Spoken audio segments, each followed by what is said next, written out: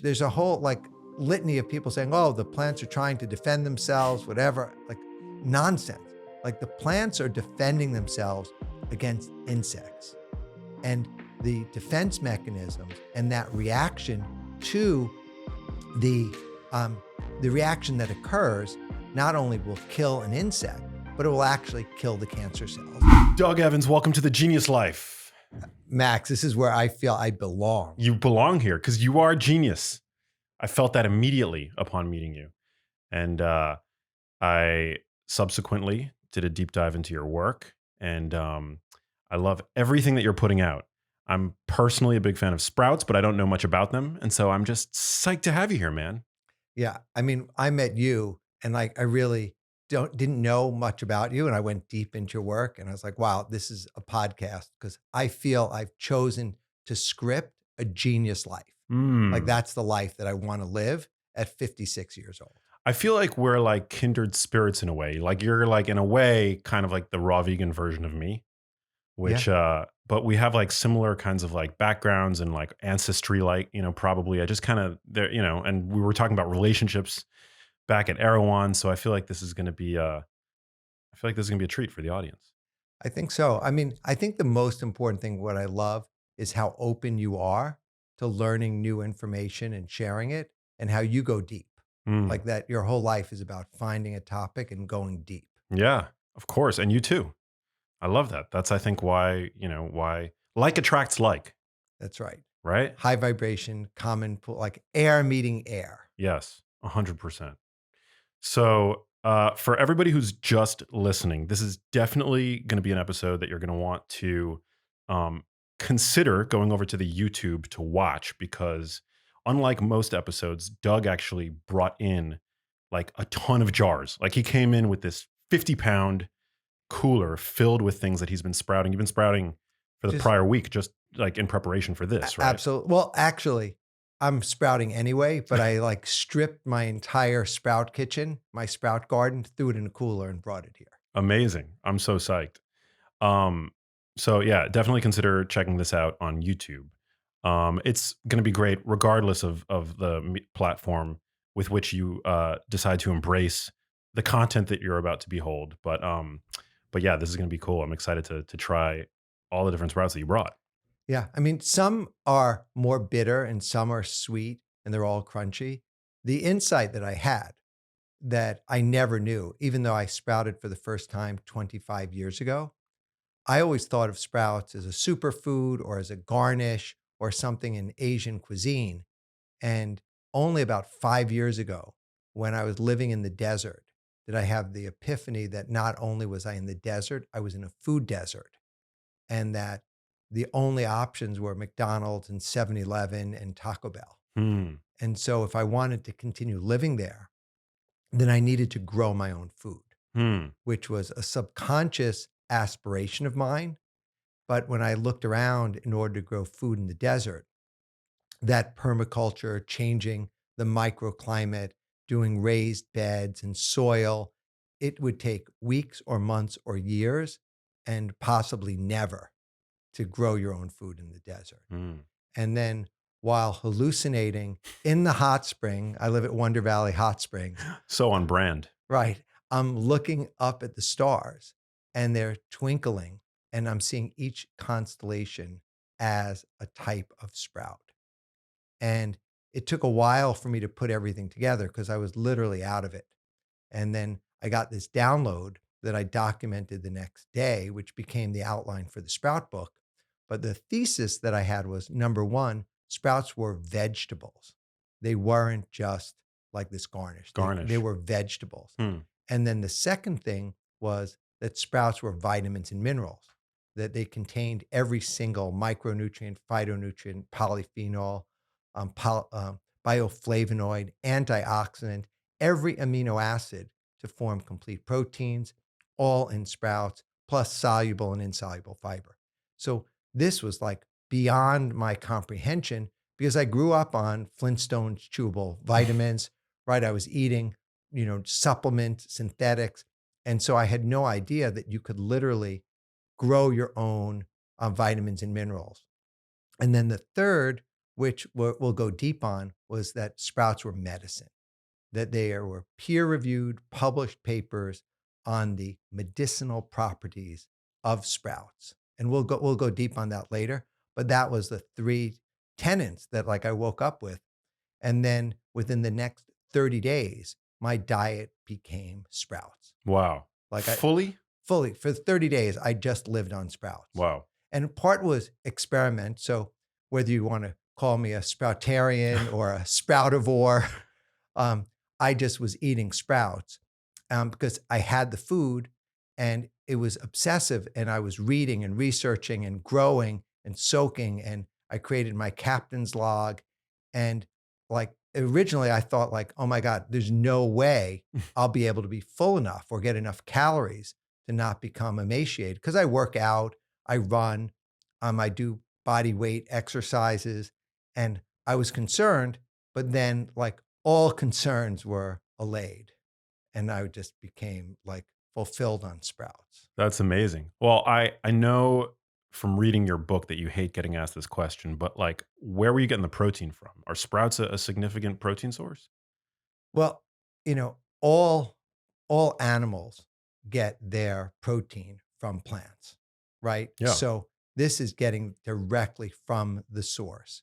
So um, if you ask, I'll answer the question. Every single sprout contains every amino acid to form complete proteins. Mm, Certain sprouts, like soy sprouts, are complete proteins. yeah. Other sprouts are rich in the amino acids to form proteins, but they may be missing or lower levels of certain amino acids, but other sprouts will have them. Yeah. So you're able to balance out. Like, my protein levels last time I checked, like, all my blood work is just perfect. Yeah. You have a good body composition. I mean, I could Yeah, tell. just perfect. Yeah. So I think that, I'm concerned more with, where do I get my fiber from? Where do I get my phytonutrients from? And so protein has never been an issue. I've been exclusively plant-based for 23, going on 24 years in April. I love it. And so, and like, I didn't come there. I wasn't, born on a kibbutz or in some, vegan compound or commune, although we met at commune. Yeah, we did. We met at a commune. Shout out to Commune and Jeff. Yeah, Jeff at one commune. I have a sprouting masterclass, like a 5-day class What's coming out Jeff's in last April. name? He's Krasno. Krasno. That's right. I knew that. Jeff Krasno. Yeah, he's a solid guy. Put us together. Yeah, Jeff and Skylar, Mm, like, just incredible people. yeah. And I knew Skylar before I knew Jeff 20 plus years ago Mm.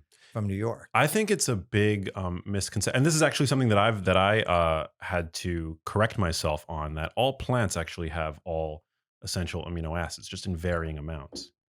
Correct. Some might say, so I think there's this misconception that plants are completely devoid of essential uh, amino acids, but in fact they do have them. They just have them. Some will have them in very tiny amounts, like lysine or something, and that's where the value in consuming a diversity of plant protein sources uh, comes in, right? When you're Yeah. on a plant-based diet. Well, we live in a very, like, different world, than our paleo friends or other kind of cultures. So America being the melting pot, it's really become a convenience culture. So even though I knew about sprouts for 25 years, I never thought of them as a primary food source. I never in a million years would have think that I would be the guy writing a book on sprouts, because I thought it was just like a tasty, nutritious snack. But when I went deep, and that's where, like, I reached out to some medical doctors, some of which eat the way I do, whether it's Joel Kahn or Dean Ornish um, or Joel Furman. Like, these guys eat the same way that I do. But then I reached out to Dr. Axe, Mm, right, who wrote the keto diet. And turns out he's a huge sprouter. yeah. And Dr. Mercola, huge sprouter. So the idea that Mark Hyman, not vegan, Yeah. right? Functional medicine. So as I went and spoke to these people, even though some were functional medicine, some were paleo, some were keto, some were plant-based, the thing that they all had in common unanimously is they all loved sprouts. And I love sprouts too. I have an I mean, for years I've had an article on my website how to sprout broccoli seeds. I was Yeah. doing it actually very very often when back when I lived in New York. But yeah, I'm no carnivore. I love plants. Like I eat whole plant salads and greens and dark leafy greens and plant defense compounds like all the time, you know. Yeah. I'm a fan, which is why I'm super excited to get to pick your brain. Yeah. Well, look, I'm an open book. So there's a lot of stuff that I don't know. And the stuff that I don't know, I ask people and I do research. Yeah. And like I said, I did not grow up on a commune. I never even heard the word vegan um, until I met my first vegan 23 years ago in Mm. April 1999. Well, tell us about the backstory. So, how do you come? How did all the steps that led to you in that hot tub, hallucinating, looking up at the stars, and that sort of like revolution in thought that occurred? But like, what was your what were you doing before that? So after getting thrown out of every school I ever went to and cheating my way out of high school, I ended up in the US Army as a paratrooper. And in the Army, there's a lot of scarcity of food and there's a lot of low quality food, meals ready to eat, days on end when you may not even have access to this low quality food. So when I got out of the Army and I started to have a little money in my pocket because I didn't want to go to college. So I started to work several side hustles, bars, restaurants, nightclubs, supermarkets, like basically anything I could do to work. And there was no like child labor laws. So I could work 120, 130 hours a week. I had the military gave me discipline, jumping out of planes, running through woods. So I had a lot of discipline. But then I would use that money to buy food. So initially fast food and processed food. And then as I made more money, I rewarded myself with higher quality Peter Luger Steakhouse or um, various what I thought were high end restaurants and high end cuisine. But then I found myself about 36 pounds heavier, Mm, and I would just eat anything, any cuisine as much as I can. The more expensive it was, I would eat it, or fast food. I just had no discernment. And then in 1999, my aunt got diabetes and they amputated both of her feet below ooh, her ankles. wow, And I wasn't suicidal, but it was the first time that I was actually contemplating being in someone else's shoes that didn't exist. wow, Right. And I was like, what would it be like not to have my toes, not to have that faculty? And her legs were swollen and she looked terrible. And she died that same year. At wow, the age I am now, at 56, she died of complications with diabetes. And then my uncle died of heart disease. wow. And then my mother, who was overweight for most of her adult life. We thought she had an ulcer or something. She ended up having stomach cancer, and within 3 months, she passed. Oh God. And then my father went into a hospital. He had something going on with his back. They gave him an epidural, and then he had a heart attack and was misdiagnosed. So he was lying there, you know, in on a flatbed in the emergency room, not being treated properly in the same hospital that my mother died, and then he died um, evidently from a heart attack. And so then my brother became overweight, obese, type 2 diabetic, and had the first of three strokes and a heart attack. So this was like my come to vegetable moment. Ugh, And maybe I could have done other things, but the universe guides, right? So I was 33 years old and I didn't know what to do. And I thought I was genetically cursed. I mm, had no idea about epigenetics. I had evolved from being a graffiti writer to a paratrooper to working in bars, and now I was doing graphic design and computer graphics. So I knew nothing about nutrition. And here I met a woman, and she gave me a David Wolf's first book, Nature's First Law, The Raw Food Diet. mm, And I read the book, very skeptical at first. And I was like, oh, I think I could do this. And I actually registered the domain still raw because I was tracking every day that I was able to remain raw vegan. wow. And I had no idea what I was doing. So some days I'd eat a whole watermelon and then 5 apples and then a bag of nuts. And as I progressed, I started to fine tune and I was still eating. So I would say I don't know if I had an eating disorder, but I was an overeater. Mm. And I saw food, I would eat, and I would eat when I wasn't hungry, and I would just eat. And turns out that I could not overeat this raw fruits and vegetables. Like I would just eat until I was no longer hungry or I was full. And within 90 days, I lost all that extra weight. And then my weight stabilized. And I was still eating like very Paleolithic, whatever I could pick up and harvest from the health food store, the farmer's market. And I felt good. And it was the first time like I didn't feel like taking a nap at 3 o'clock in the afternoon. My energy was clear, but there weren't a lot of raw food options in New York City between 1999 and 2002. And that's when I met this woman, and she told me about green juice and the power of green juice and cold pressed juice. And I went to Ann Wigmore Institute in Puerto Rico, and then we bought a Norwalk juicer. And before we knew it, like we were selling cold pressed organic juice out of our Lower East Side loft, and we called it Organic Avenue. And that little business grew, doubled in size every year for 10 years till we had 10 stores. Wow. And we were doing everything was fresh, ripe, raw, fruits, vegetables, seeds, nuts, seaweeds, and sprouts. Everything had a 3 or 4 day shelf life. We were bottling in glass. We used no artificial sweeteners, no sweeteners at all. So Mm. we wouldn't even use coconut sugar or agave. We wanted something to be sweet. We might make our own date paste. Mm. So like very extreme on that front. And the penalty of doing everything so pure was that we had a huge perishability expiration rate.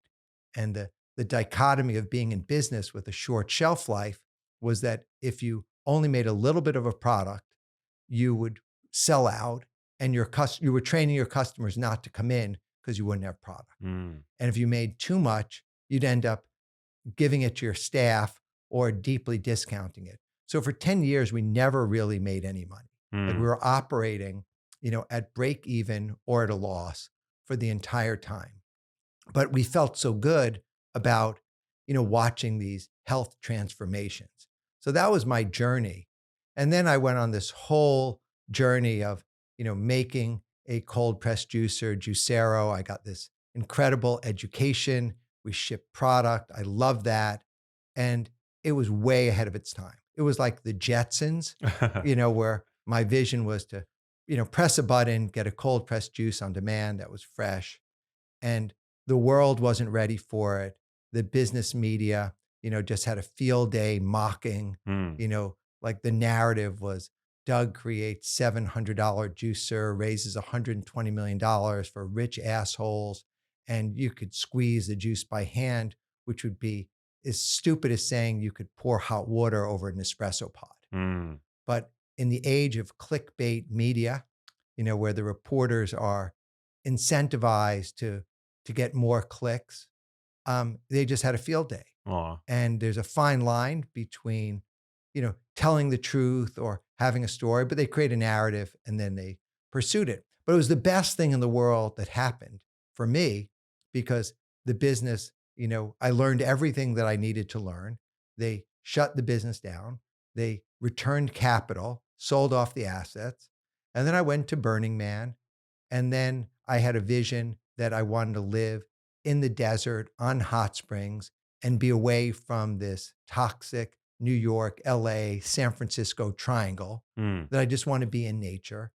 And I found hot springs near Joshua Tree, and I named it Wonder Valley Hot Springs. Wow. And now it's a thing with, a dozen houses. It's sold out most of the year. Amazing. And I moved there by myself, and I was filling up my first hot spring from the geothermal mineral spring 400 feet below the land with a hose filling up a cow trough. Wow. And like the journey goes on, but I went to Bali to buy our teak furniture for some of the houses. And then I literally stumbled and stubbed my toe on a 5,000 pound monolithic granite tub, like, just beyond, anything, that they carved this boulder into a soaking tub. Mm. And in the tub, I was like, oh, Well, that's it. That's Wonder Valley Hot Springs. So I filled up a container with these tubs and that just became my life. But in order to live there, I had to grow my own food, which kind of gave me this Sprout download. Wow. Man, what a story. I could very much relate to your plight back when you were seeing so much sickness in your life with your aunt and then your father and your mother. It's I could feel the desperation because it's something that I myself experienced when my mom got sick.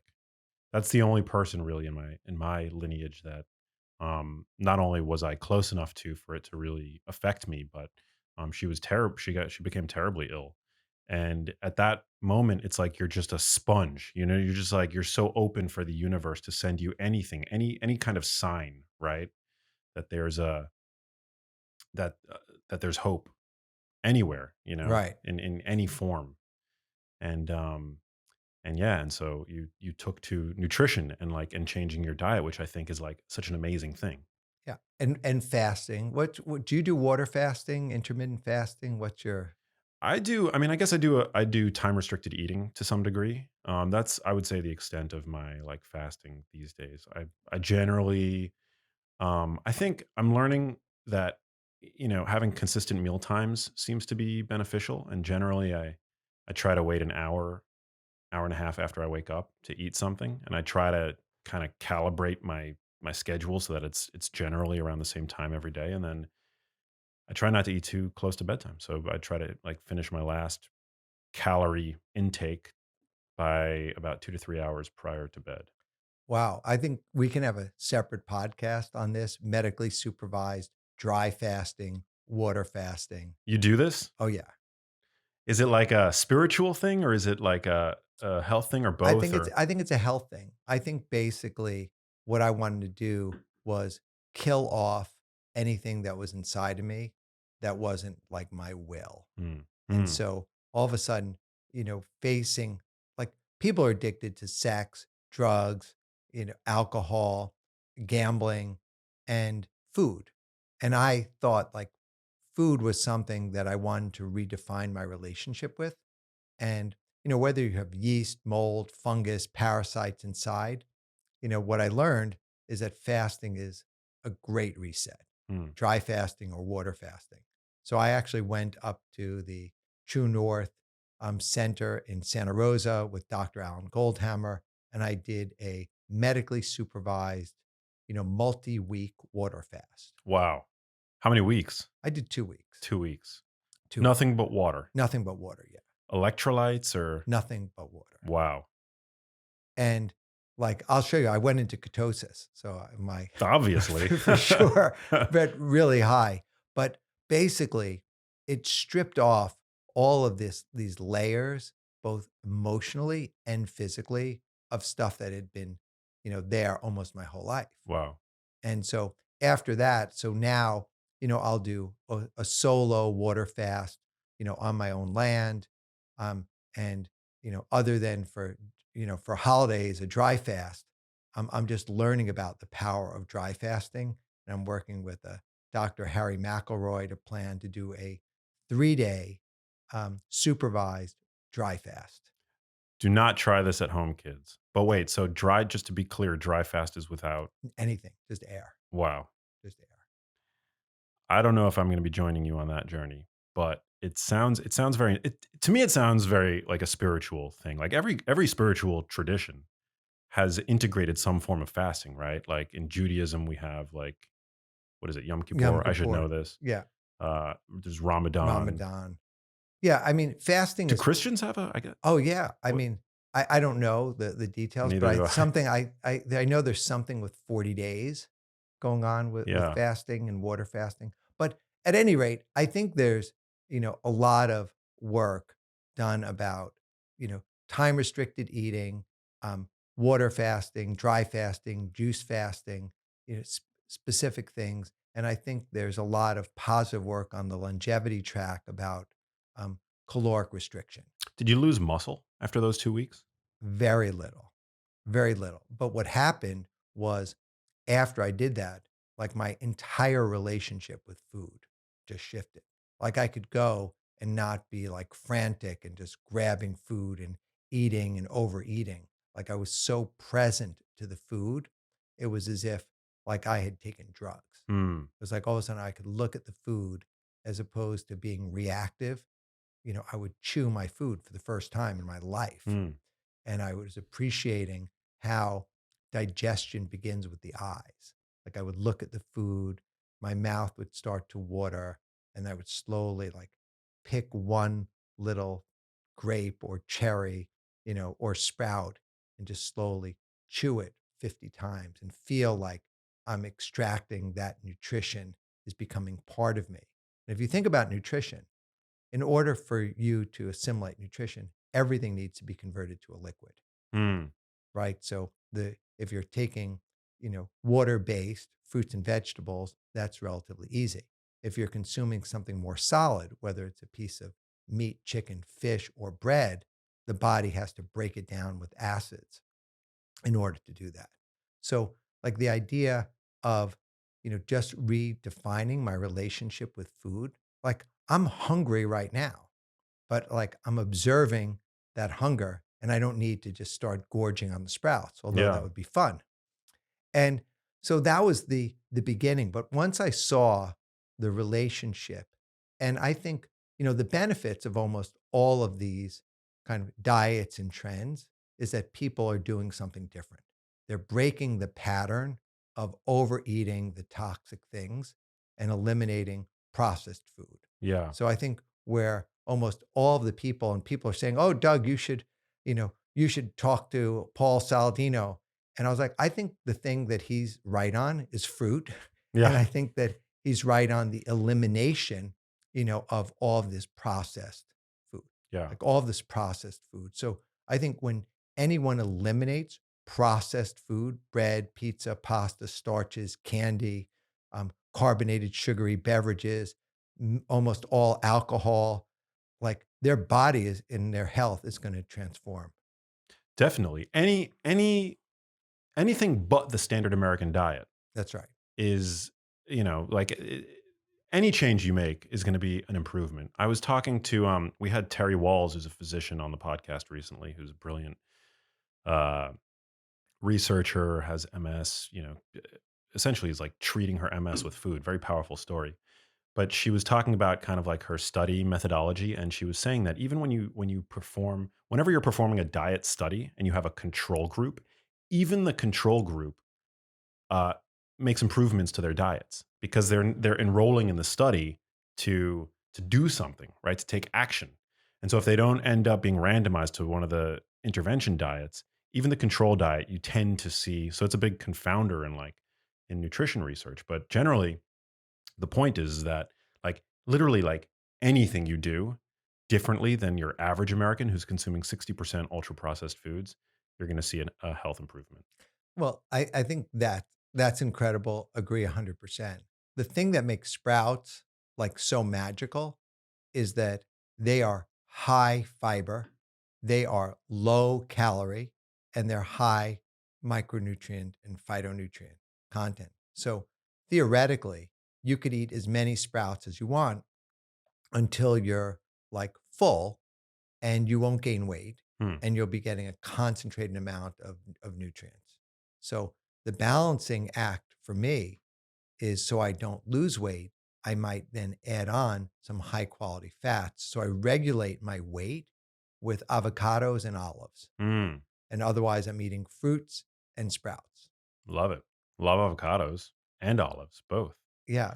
Do you do because I know that some within the plant-based community are anti-oil. Is that you? Like, do you do extra virgin olive oil or I used to love olive oil, and I was just speaking to Dr. Joel Kahn, Mhm. who loves oil, and he was talking about a super polyphenol rich oil from Hawaii that he was talking about.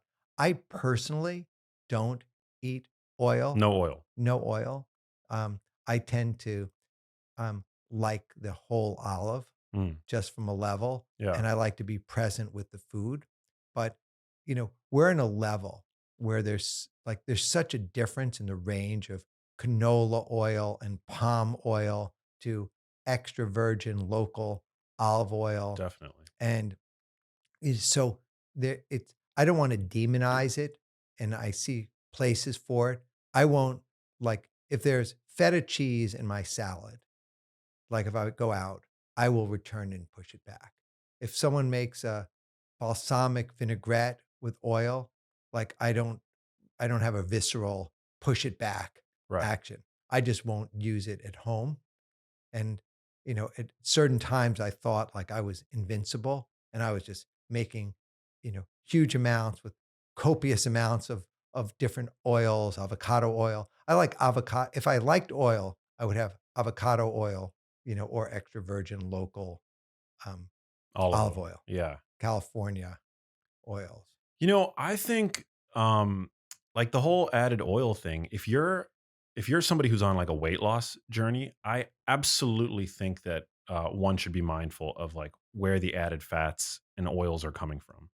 I generally don't pay much attention to the fats that I'm consuming when they're in whole foods, like nuts. I mean, nuts are very calorie dense, but in general, like avocados and things like that, I think are great. But added oils in general, wherever those fats are coming from, very calorie dense, very easy to overconsume, and yeah. So I mean, I think for some, that's probably a great strategy. Yeah, well, if you think about how many olives it takes to make, like 1 ounce of olive oil, Yeah, it's a lot. a lot. And I think what's in the olive, is really powerful stuff, that fiber, the antioxidants, et cetera. So just having the fat of the olive, you must really need someone must really want the fat. And, the fat, and this kind of leads into a whole other kind of dialogue about the psychology. Fat, like when I have fat, it triggers pleasure sensors in my brain. Hmm. And I will tend to overeat when I'm not hungry. So what I can tell you is that I will not overeat if I'm eating olives. Yeah, But if I pour oil, olive oil, and salt on cardboard, I would still eat it. yeah. So I'm very sensitive to the pleasure sensors in my brain, the dopamine and the serotonin that gets triggered by fat. Yeah. Well, in terms of like weight regulation, I mean, it's a great point that you bring up. Anybody who is questioning this should go, and not that everything that they do is healthful, but like let's just look at at the diet of a bodybuilder who's in like a cutting phase. They're cutting out all oil. They're not consuming any oil. Right. They become incredibly mindful where the fat comes from. They're still eating carbohydrates, of course, because carbs fuel glycolytic anaerobic exercise, right? So they need to keep up their performance in the gym. The first to get axed during any like cutting phase generally are going to be the added oils. Yeah. And I think also, the whole diabetic world is split in kind of two categories, right? And one, carbohydrates are the enemy, fruits the enemy, sugar is the enemy, right? And in the other, like, eat as much as you want of whole raw foods and don't and eliminate all fats, because the thesis of mastering diabetes and Robbie Barbero and Cyrus is that added fat and oil um, makes it challenging to regulate insulin levels. So, independent of that, sprouts, on the other hand, are phenomenal for regulating insulin levels because of the high fiber content Mm, and the high nutrient and the low calories. So, when I look at sprouts for treating um, people that have both chronic and acute illnesses, it's just unbelievable. mm, Like there's just magical things happen. So that's what kind of keeps bringing me back to like all the uses for sprouts. So on a macro level, let's just start at the beginning. You can grow sprouts without soil, without sunshine, without fertilizer, and without any sort of insecticides, pesticides, or herbicides. So on a countertop, in a jar, you can add water, add high quality sprouting seeds, and they will double and triple and quadruple, in under a week.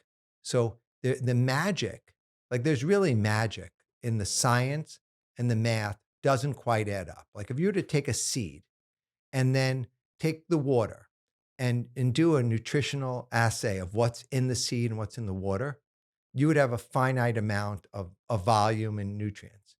And then if you just keep adding the water in the course of the week, you're going to get 10 times the um, dry weight. Hmm. So it's not just it's growing with water.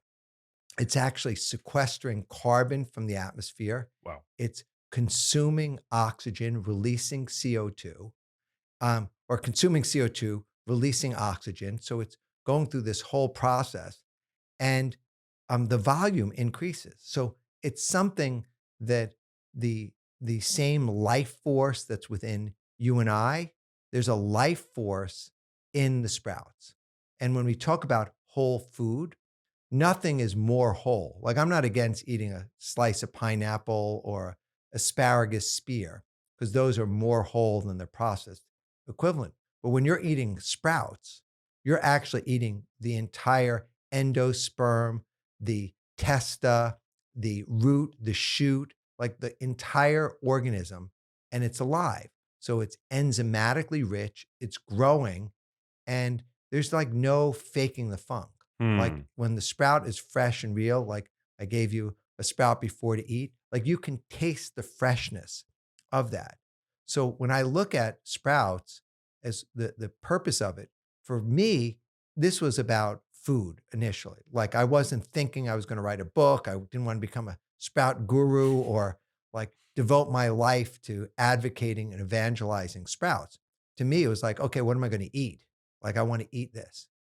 And then I realized that 10,000 people per day are dying of starvation Hmm. around the world.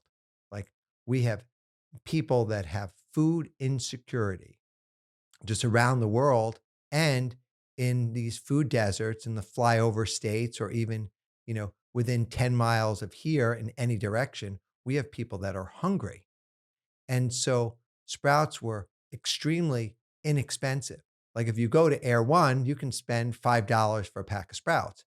If someone were to grow them on their own, they could spend 30 cents or 50 cents and they add water and you can grow your own vegetables.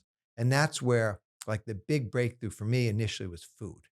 And then when I started to think about optimizing my diet, like I have friends, some performance athletes that get their blood work done, right? Or they're looking at their microbiome or they're looking at their urine or their, hair follicles. But they basically ascertain what they are nutritionally deficient in and then they replenish that using raw sprout based nutrients. Hmm. So, because you can get all the biodiversity and all the variety of eating sprouts. Like every sprout has a different color, a different nutrition profile.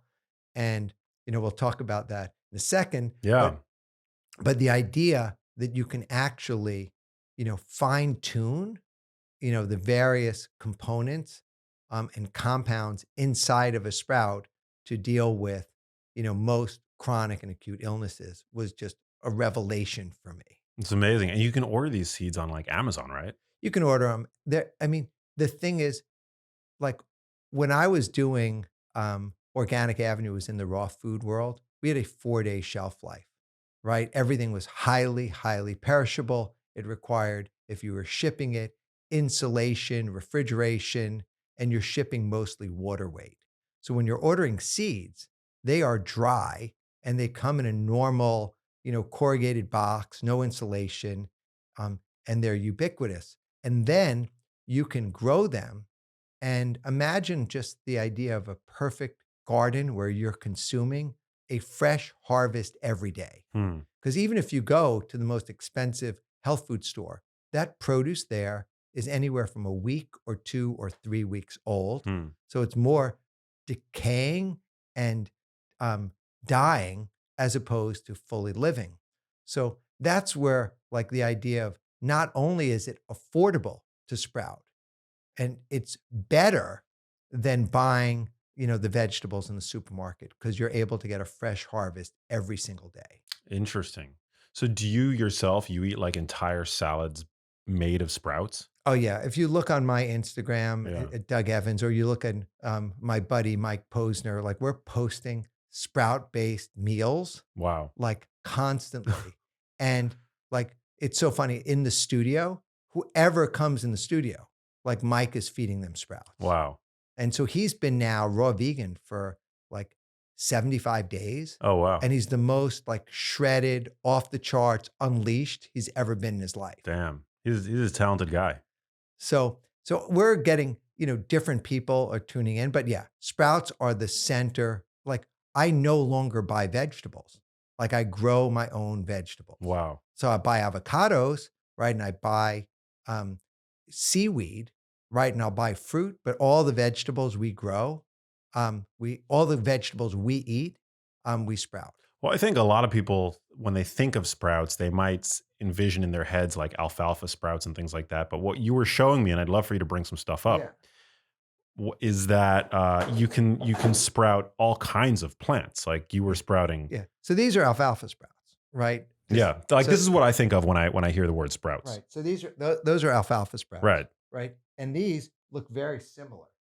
These are broccoli sprouts. So they Right. look very, very similar, right? I wouldn't be able to tell them apart. But these very familiar. These are like homegrown mung bean sprouts. You can have some of these here. Mung bean sprouts. Whoa. I'm gonna try to eat them and not like make my audience suffer through any mouth sounds, but I do want to try. Wow, so good. I could eat this. I could eat this stuff all day. Yeah. And That's check why. out I check mean, out these. These are sprouted garbanzo beans. oh my god, you And guys should definitely be checking this out on YouTube. so the sprouted it's have a garbanzo All bean. right.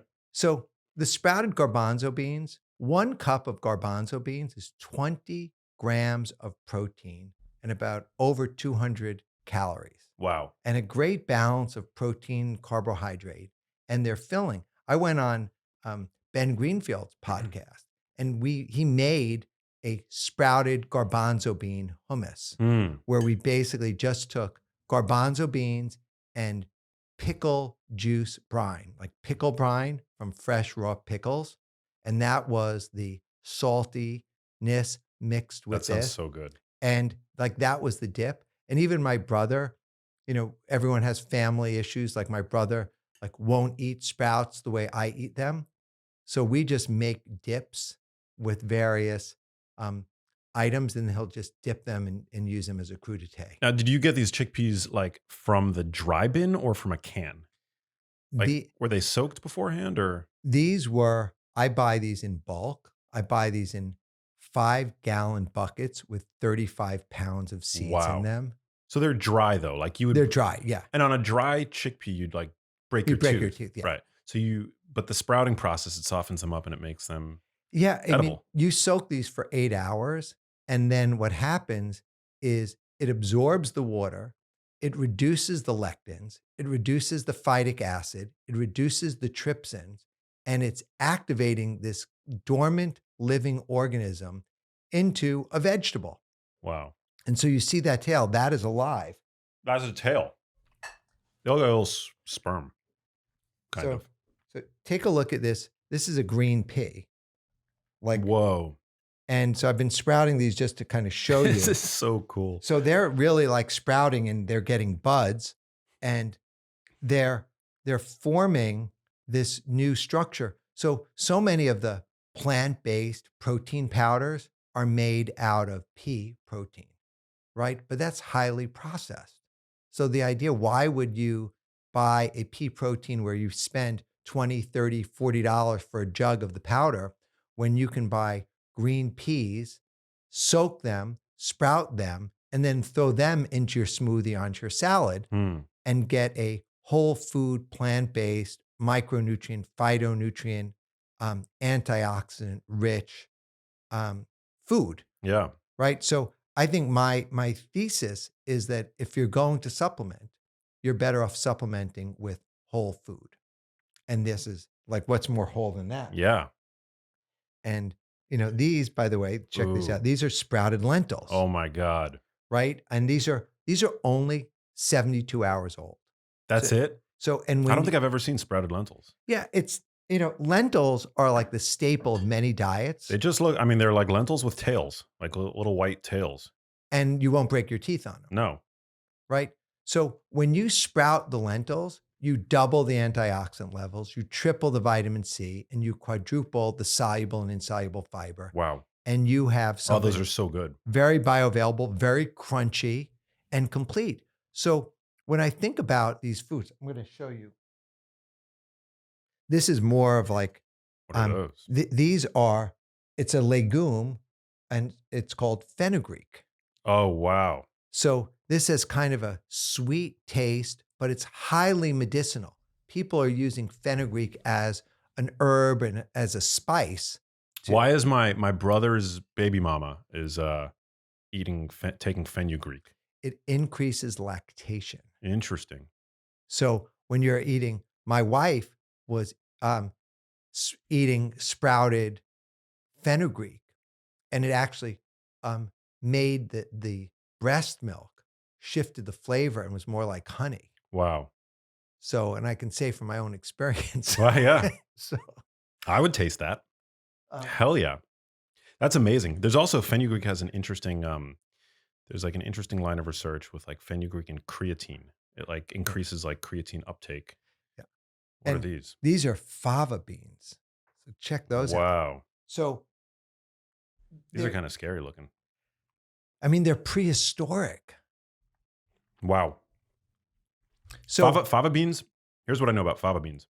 They are a natural source of L-dopa, which is the precursor to dopamine. that's right, because Yeah. it's in the fat. Mm, It's in the fat. So, interesting. when you think about sprouts, if we were to take a like a jar of this is actually, normal salad might be romaine lettuce or green leafy lettuce or iceberg lettuce, and not a lot of nutrients, not a lot of density. You mix these together and you pour like a tahini dressing over it, like you're going to be full. Hmm. Like this is really full, and you're getting the fat from the tahini and from the avocado. You're getting the salt from the sauerkrauts or the pickles, and you're getting all this concentrated nutrition, and you will feel full and you'll feel light. Hmm. So it's the magic area. Like when I think about food, my goal is intellectually, I want food to be fuel for me. Like I don't want to be fantasizing about what my next meal is and how that's going to make it. And this has kind of arrested all of my food cravings. Wow. Like I can literally like take a cup of sprouted garbanzo beans, my 3 o'clock, 4 o'clock in the afternoon snack. Like if I'm getting a hungry, I'm getting craving, and I eat 1 or 2 cups of those, and I'm done, and Hmm. I feel totally complete. Versus what I would have had in the past, like a chocolate bar or chips or other things. So now at 56 years old, like I'm just starting to, tune in to how to eat for longevity, how to eat for nutrition, Hmm. and still derive pleasure from eating, but not like surrendering over to the potential addictive qualities of food. Yeah, you don't want to be like owned by your food, which I think so many people feel, particularly in the context of like the standard American hyper palatable food environment. Well, you have to think about the food industry, $1 trillion industry with, you know, genius people like focused on how to make people overeat, how to buy their food, and then how they can make that food at the lowest possible cost with the highest profit margin possible. So, like, I go into Whole Foods and, maybe there's 30 items out of 30,000 SKUs that are worthy of my consumption. Hmm. So what I've done just in, post the hallucination awakening was I've just raised my standards across everything that I want that I touch. Like my shirt, this is industry of all nations. It's organic cotton. It's dipped in indigo dye 12 times, right? So feels good for me, feels good for my skin. And I also know that I'm not like causing slave labor to be working around toxic chemicals, either in the field, like cotton is one of the most toxic crops grown, and the people who work in the cotton denim factories in like Bangladesh, by the time they are younger than you, are so sick they can never work again. Wow. So that's like the idea of like, what is a genius life to you? It's different than it is for me. To me, it's about living with intention Hmm. about what I'm doing, how I'm spending my time, how I'm spending my dollars, what I'm eating. And it really shifted the things because, you talk about the brain gut connection. So I think when you have these pure living foods, like eating these sprouts, right, gave me the energy, the insight, the fortitude to drive 3.5 hours from my paradise to come be of service to share this message with you and my next 5 meetings that I have over the next 3 days. I love it. What about some people will say that like chickpeas and other legumes are like a source of anti nutrients. Does sprouting reduce that the impact of those? Yeah, I mean, I've been researching anti nutrients and I've been researching lectins. Is it all scam? I mean, the fact that they now have lectin defense for $90 for a 30-day supply, like I have no idea.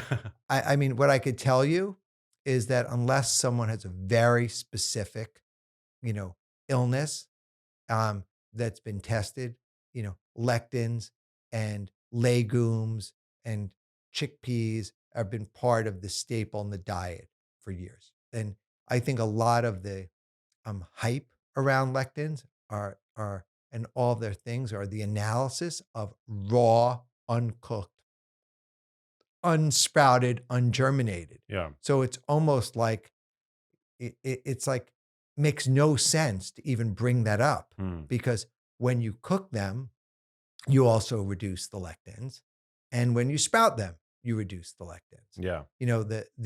The decision tree, right? When you come to the fork in the road, do you cook or you sprout? For me, sprouting is adding life to them, and you're increasing the phytonutrients and the vitamin C. And when you cook them, you're depleting and diminishing those, but you're still getting fiber. Like rice and beans, to me, is still a very healthy cooked dish, and I don't know of any serious kind of lectin issues. Like I think it's I don't know. I don't want to call it, I don't want to label it. But what I could say is, in my 23 years of like being in the health world, I don't know of any like legitimate concerns around them. You've probably also seen a lot of fads come and go over that time. Yeah, 100%. And I'll tell you about sprouts. Sprouts haven't been a fad. Like sprouts have been around since the beginning of time. Like, recorded instances of sprouted beans, going back like alfalfa sprouts. Like, if we think about alfalfa hay, is that's what we're feeding a horse. But the horse has a very different digestive tract than we do.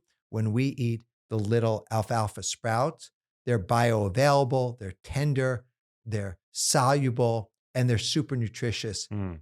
from vitamin C, as well as the soluble and soluble fiber and the protein, and that green is a chlorophyll. Yeah. So this is something that what I will say is, I post someone um whenever someone posts tags me on their post with sprouts, I'll analyze it unless it's kind of pornography or something. I will reshare it. And it could be meat, it could be salmon, could be other things that I don't personally consume, but I'm sharing it because I love nothing more than people adding sprouts to their diet. So that's my goals about being inclusive and creating a dialogue. And so funny, Mike and I went to go visit our friend Alex Lair and his family up in Livermore. And we went out on their 700-acre ranch and we're shooting and we're running around in the rain. And Mike and I and my wife Savan prepared dinner for their family, 13 people, 14 people. And we made sprout based salads and dinner and Mm. sauces. And while we're doing that, in the back, they're doing their barbecue. And my goal was to fill them up on sprouts. So we just like gave out huge servings and like I think only 3 burgers were consumed. And and the family was so educated that the next week when they got together, even though we weren't there, they were all sprouting. I'll show you the Wow. pictures. Like they went out, they bought the groceries, they bought the sprouts, they made all the thing, and it was a little bit tongue in cheek joke. And the other part was they were craving how they felt after eating the sprouts. Wow. I mean, there's so many bioactive compounds in sprouts. I think I've talked to some degree on this podcast, not recently, about um, broccoli sprouts and how powerful broccoli sprouts seem to be. Can you talk about those a little bit and Yeah. some of the compounds found therein? So I love the segue into broccoli sprouts. So it's well known that cruciferous vegetables have anti-cancer properties. And about 25 years ago, Dr. Jed Fahey at Johns Hopkins University and Paul Talley were tasked with finding the strain of broccoli that had the highest amount of these anti-cancer properties. And so all cruciferous vegetables have them, but broccoli was the top of the pyramid. What are some other cruciferous vegetables? Wasabi, bok choy, kale, arugula, like a lot of the greens, Hmm. cauliflower. So a lot of them have them. But broccoli had the most. And people will say, oh, broccoli's man made. It's like an absurd comment. Like someone came up with a narrative broccoli was made in a lab. Broccoli has been hybridized as almost every food in the supermarket, farmer's market, contemporary farm. But broccoli had the most of this anti cancer compound, and it's part of a glucosinolate. So the isothiocyanate ITC has this glucosinolate called glucoraphanin. And turns out the glucoraphanin is in a pouch inside, like a vacuole inside of the broccoli and broccoli sprouts. And next to it, there's another vacuole that contains an enzyme called myrosinase. And when you chew, when you bite, when you juice, or when you freeze, those vacuoles burst open and they mix, and there's a reaction that forms sulforaphane.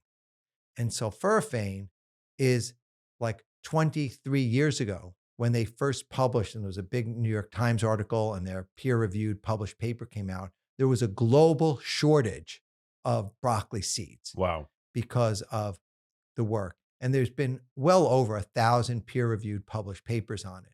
But what happens is the plant defense mechanism, which there's a whole like litany of people saying, oh, the plants are trying to defend themselves, whatever, like nonsense. Like the plants are defending themselves against insects.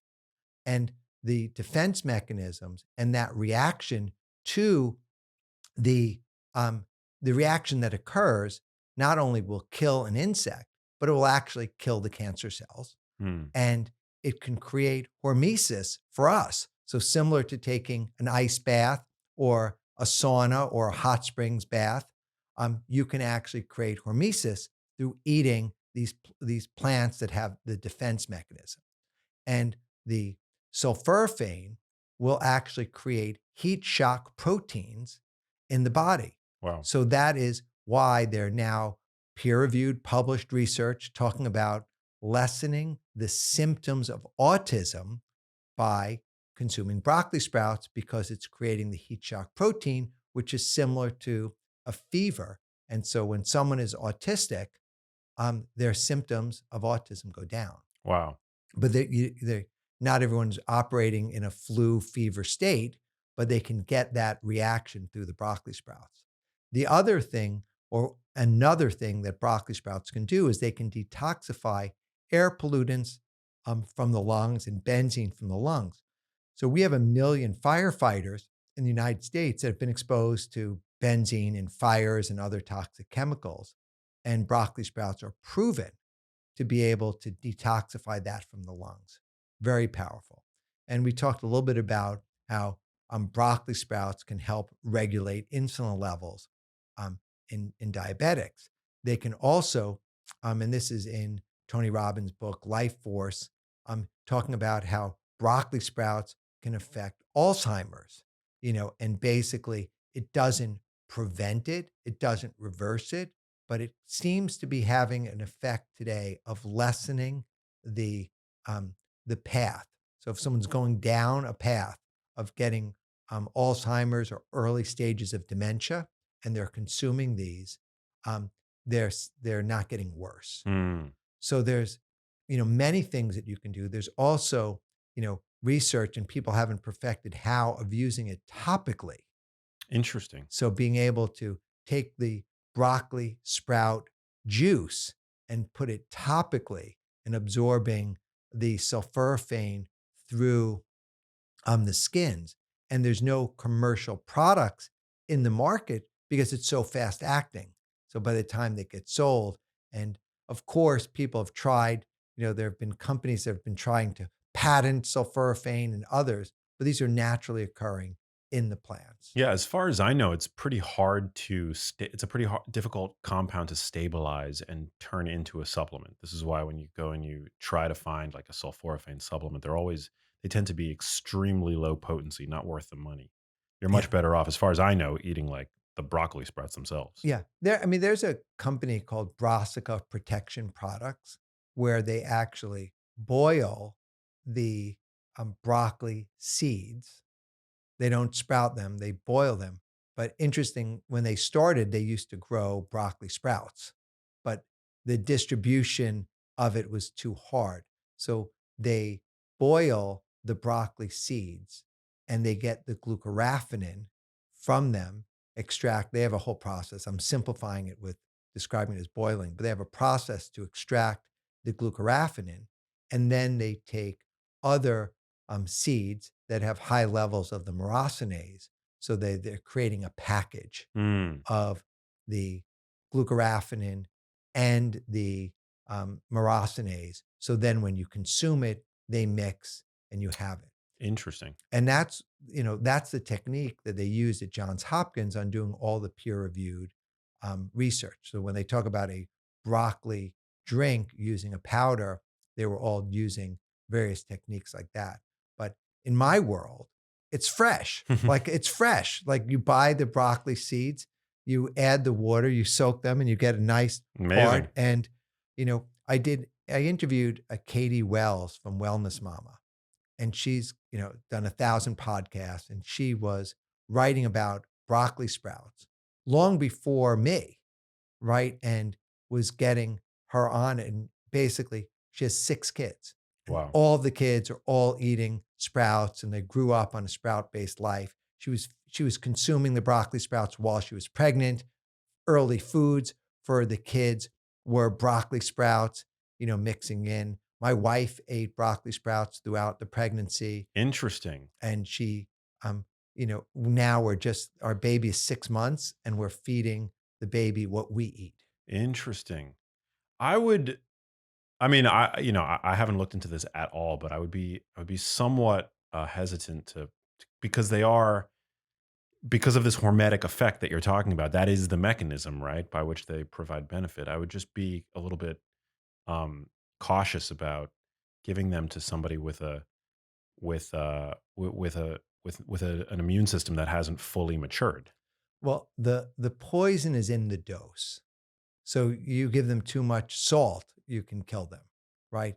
We're talking about small amounts. Hmm. So they're very, not risky. Yeah. I think the biggest thing about the pregnancy one wasn't pregnancy and sprouts and um, early immune system and sprouts were basically tied to not the hormetic effect, but they were tied towards bacteria.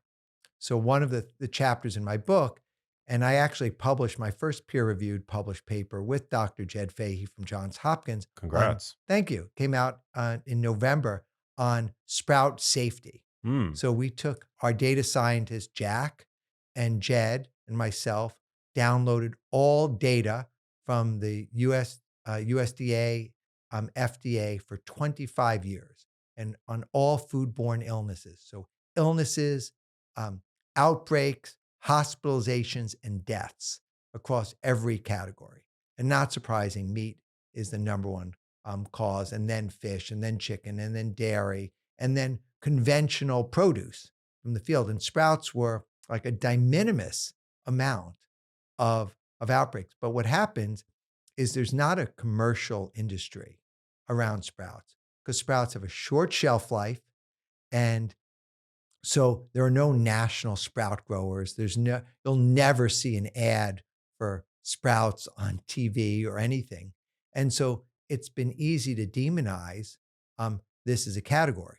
So I did a year of research with University of California at Santa Cruz on sprout safety and sanitation. And that white paper is coming out later this year. Mm. But basically, we analyzed, all of the sprouts, and we looked at, was there bacteria? Was there fungus? Was there foodborne pathogen? And what I wrote about in the book was basically that if there was any contamination on the sprout, it came from the seed.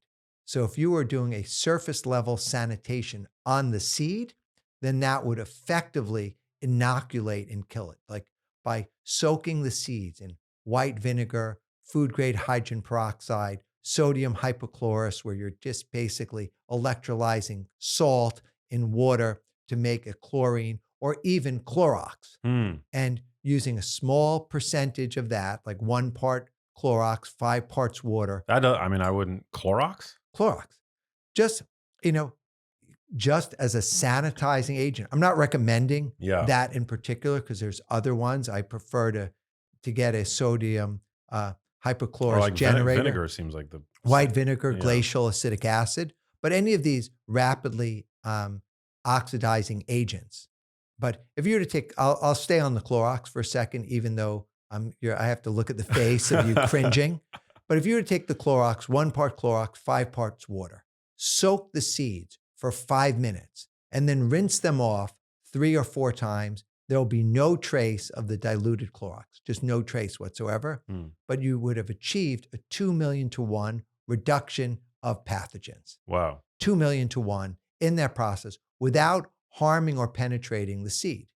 So this is an area that if someone were pregnant or compromised immune system, I would highly recommend following one of the protocols for surface level sanitation of the seeds.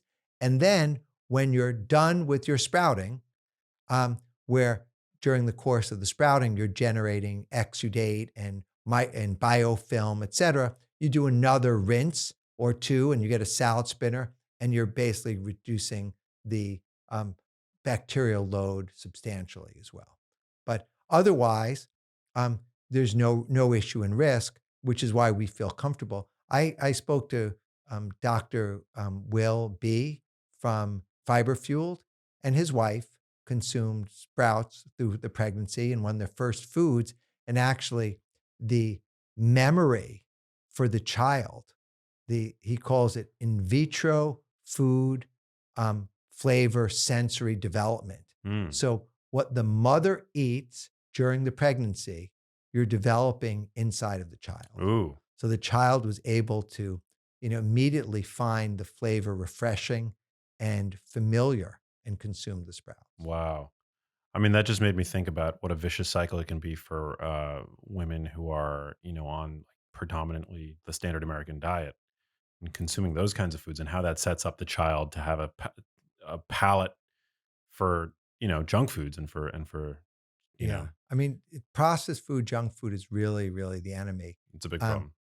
I'm looking forward to the day where I could like set up my like little sprout table in front of, you know, the the fast food restaurants and just give out samples and give out kits and, just sprout in large amounts. These are so good. Wait, going back to safety, one thing that's very interesting that I think any novice sprouter will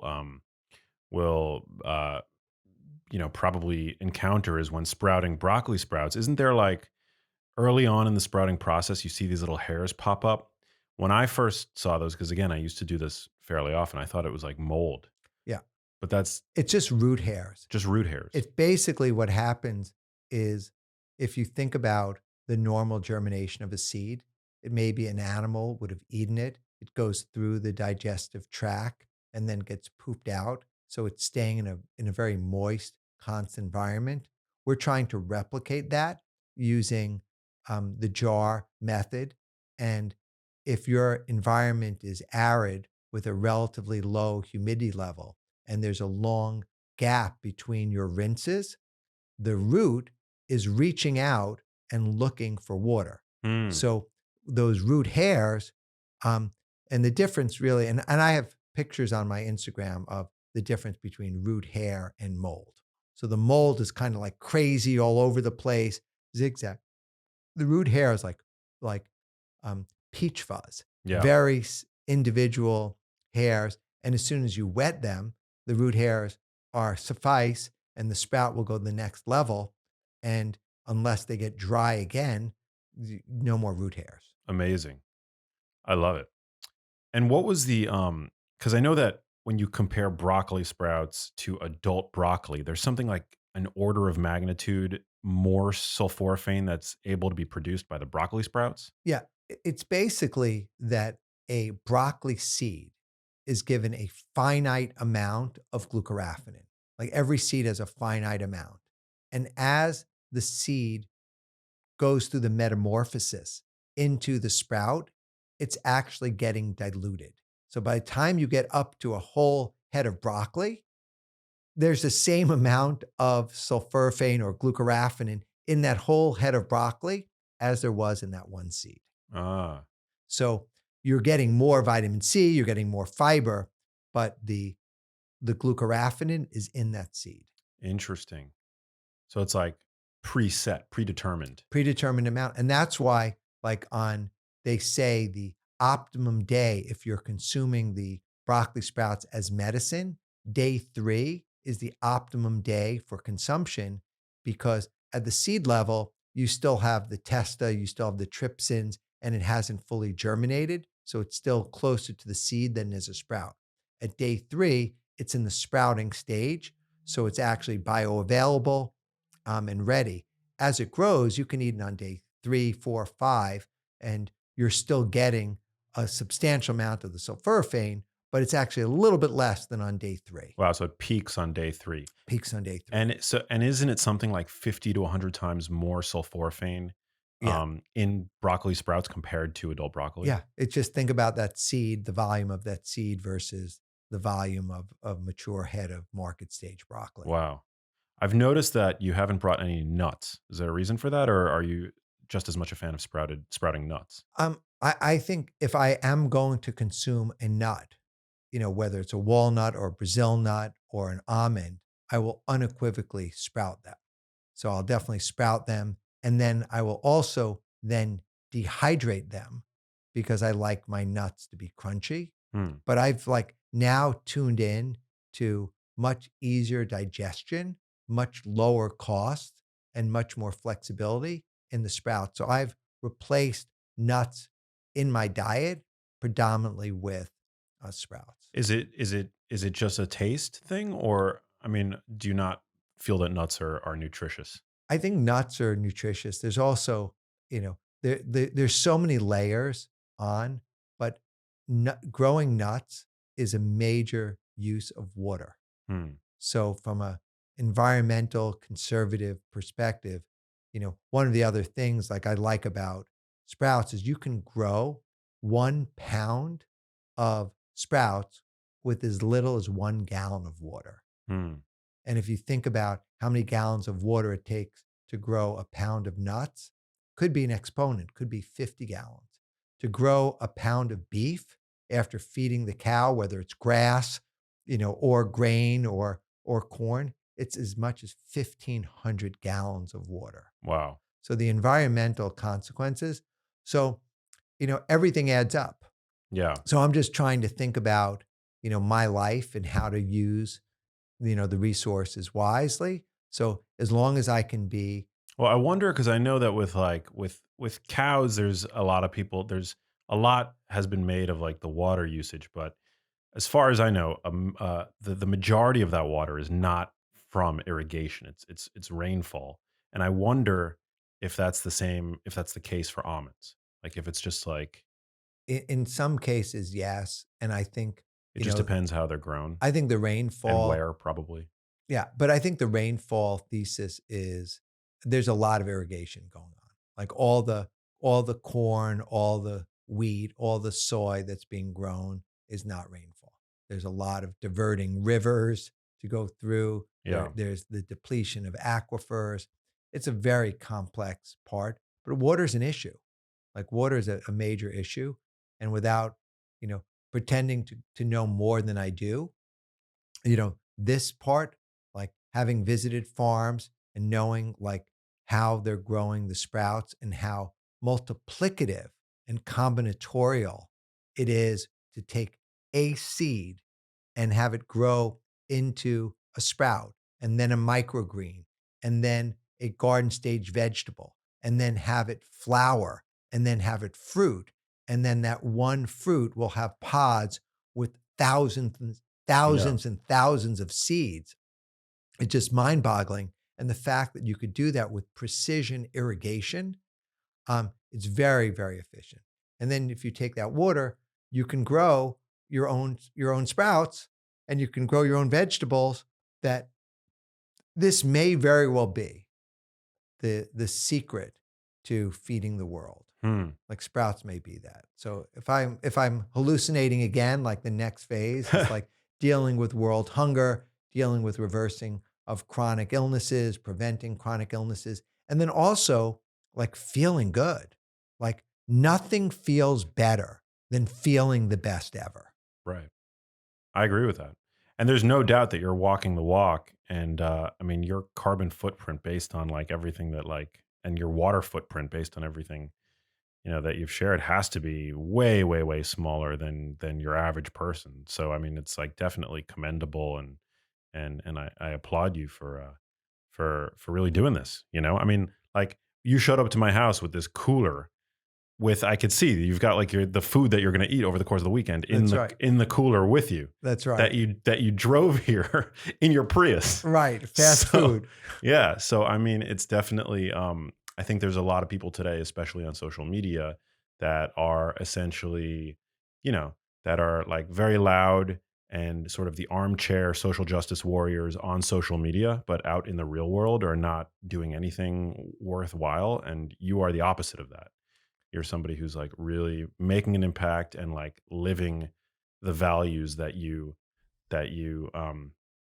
advocate for. Yeah. I think what happens is for me, ignorance was bliss. Like, and now that I know these things, like, we can talk about relationships. This might be a good segue into relationships. So before I was in like a deep, intimate, committed relationship, marriage, and the like, I had no idea like what it was like to be in that relationship and the joy that could come from it. But the idea that, you know, dating, right? I was always dating, you know, 1 to 3 or 4 different people, and meant I had to keep track of who I was dating, what I was saying with them, what I was going, what they said to me, so I knew whose story was which, and their name, and it was just complicated, right? And then also, like, some people, there's always asymmetry in dating. Some people always like someone more, someone's chasing, someone's, running, right? There's that whole level.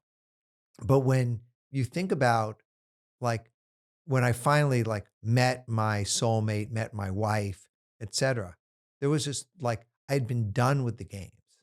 And when we're talking, and wasn't like, the best advice I can give on a date is stop thinking about a goal, right? Just thinking about how you can share openly from your heart who you are and what are you looking for, and find out who they are and what are they looking for so you can get this level of alignment. Hmm. Because otherwise, like I was thinking like, oh my God, she's hot. Wouldn't that be great? Like, oh my God, my goal, like, let's bring her home. That would be goal. And in the whole fantasy, that similar to food, right? There's relationship fantasies about romance or pornography, however they are.